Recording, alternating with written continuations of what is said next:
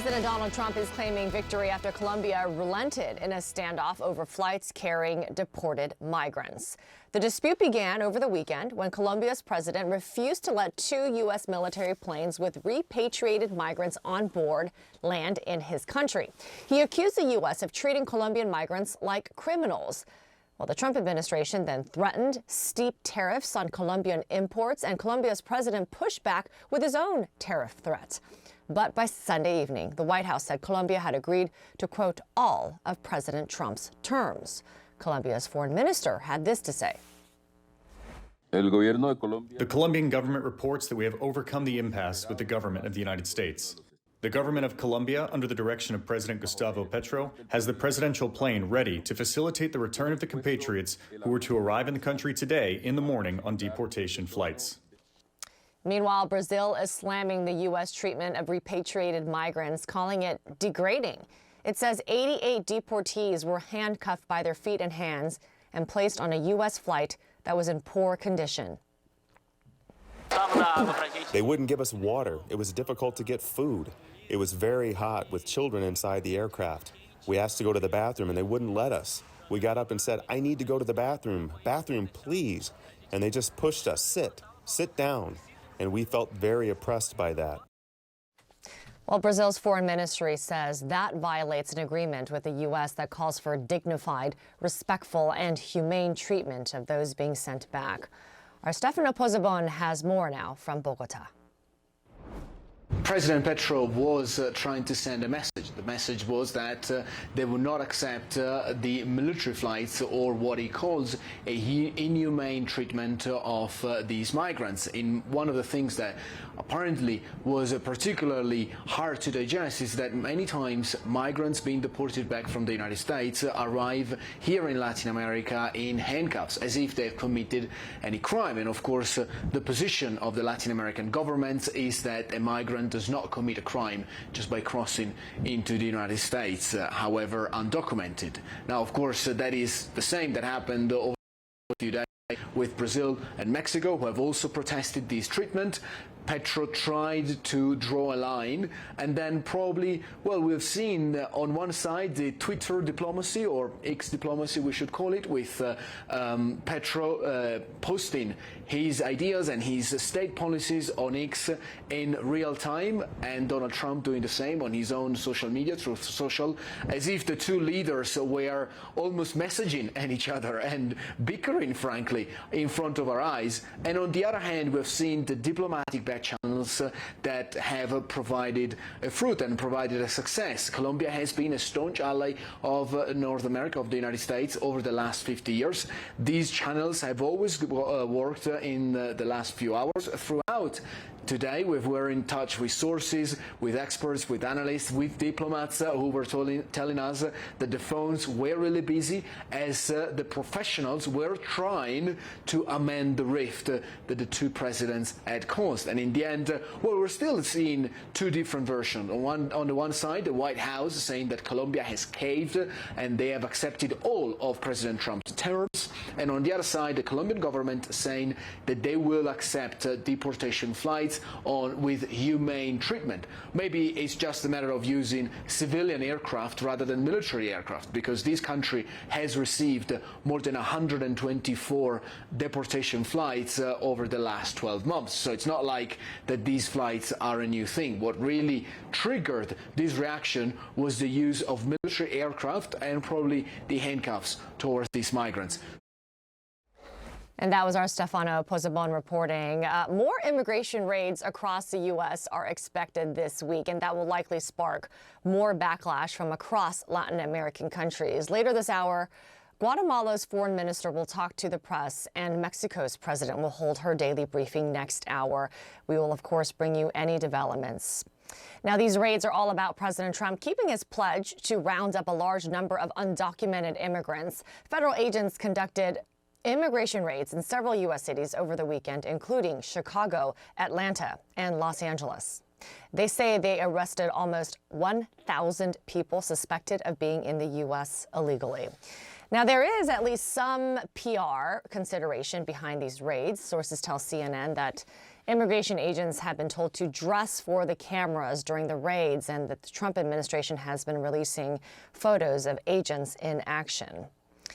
Let's dive a bit deeper now into the politics of all of this. I'm joined now by Corey Brettschneider. He is a political science professor at Brown University.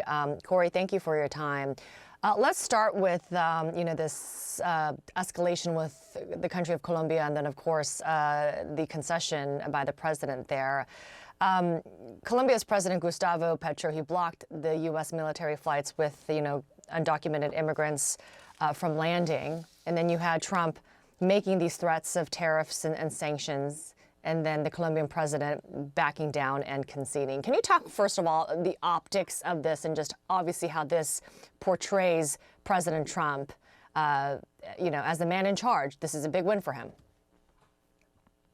Absolutely. This is a president who really wants to restore massive power to the presidency, really to go beyond where even our most powerful presidents have been. And so certainly from that perspective, from the perspective of raw power, it looks like a important early victory, not just in his attempt to send a message to the world, but a message to the United States. Now, whether or not that could continue, this kind of brinksmanship, this aggressive sort of stance, whether it will work with more powerful nations, is open to question. And also whether or not the same theme, which domestically has him participating and leading these roundups that you're talking about, this really unprecedented use of power domestically, he'll take this as an early victory, but will that keep up? It's unclear. I think there'll be some serious pushback there too.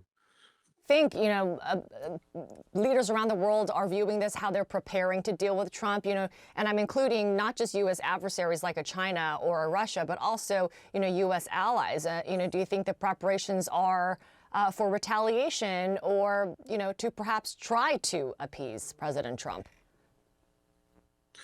Well, I think that there's a serious wake-up call being given to our allies, that there has been a long special relationship between the United States and its closest allies.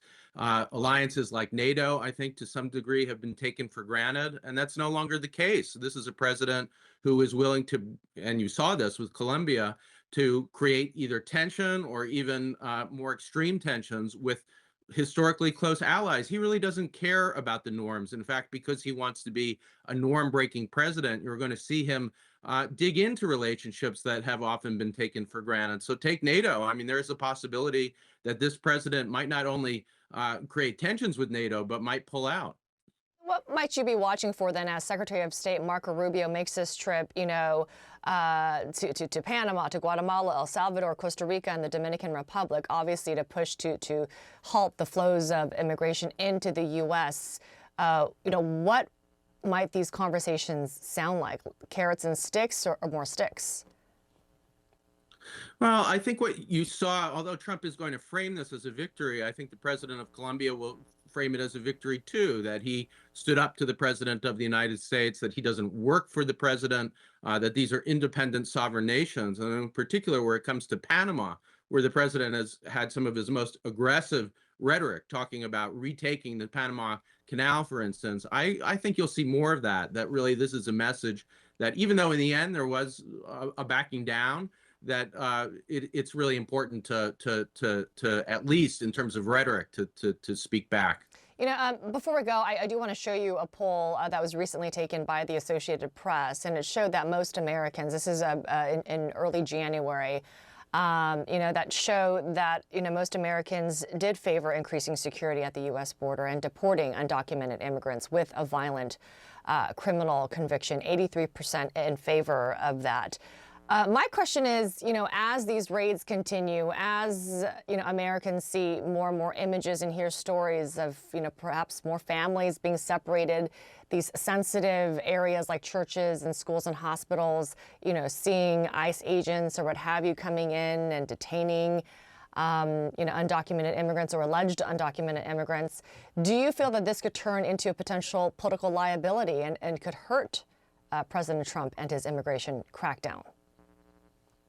Absolutely. As you put it, on the campaign trail, Trump talked about violent criminals as if there were so many of them that he could get to the numbers by just deporting violent criminals. That's not what's going on at all, and that's not what's going to go on. You're going to see ICE trying to reach its quotas, and he's put very high quotas on the numbers that he wants to see of people arrested and deported, that's going to include vulnerable people. It's not going to be just criminals. It'll be families. And I think you're going to see the American people, in the same way that Colombia tried to push back, the American people are going to start to push back, because that's not what they signed up for.